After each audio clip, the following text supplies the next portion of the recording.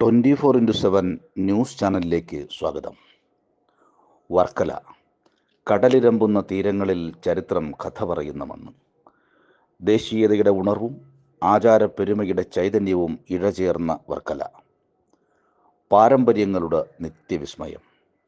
ഒരു പുതിയ പ്രതിഭയെ വരവേൽക്കാൻ തിരഞ്ഞെടുപ്പിൻ്റെ കേളികെട്ടുയരുന്ന പുലരികളും സായാഹ്നങ്ങളും വർക്കലയെ സജ്ജമാക്കിയിരിക്കുന്നു. അതെ, മറ്റാരുമല്ല, ഡോക്ടർ എസ് ലാൽ.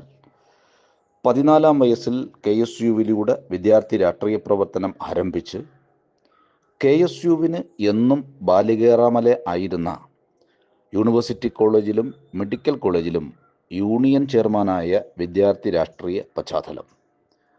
സാധാരണ കുടുംബത്തിൽ ജനിച്ച് സർക്കാർ സ്കൂളുകളിൽ പഠിച്ച് തിരുവനന്തപുരം മെഡിക്കൽ കോളേജിൽ നിന്ന് MBBS, ശ്രീ ചിത്രയിൽ നിന്ന് MBH, കൂടാതെ MBA, യൂറോപ്പിൽ നിന്ന് PhD നേടി ലോകാരോഗ്യ സംഘടനയുടെ കീഴിൽ വിവിധ രാജ്യങ്ങളിൽ സേവനമനുഷ്ഠിച്ച ബഹുമുഖ പ്രതിഭ. ലോകാരോഗ്യ സംഘടനയിൽ പ്രവർത്തിക്കുമ്പോഴും കേരളത്തിൻ്റെ ആരോഗ്യ പ്രശ്നങ്ങൾ അദ്ദേഹം സജീവമായി ഇടപെട്ടിരുന്നു. പൾസ് വാരാന്ത്യ പരിപാടിയിലൂടെ അദ്ദേഹം കേരളത്തിലെ ജനങ്ങളെ ആരോഗ്യരംഗത്ത് ബോധവൽക്കരിച്ചുകൊണ്ടേയിരുന്നു.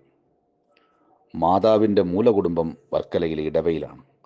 പിതാവിൻ്റെ കുടുംബം ചിറയൻകീഴ്, കടയ്ക്കാവൂർ, വർക്കല പ്രദേശങ്ങളിൽ വ്യാപിച്ചു കിടക്കുന്നു. ഈ മണ്ണിലെ ഓരോ സ്പന്ദനവും ഡോക്ടർക്ക് പരിചിതമാണ്.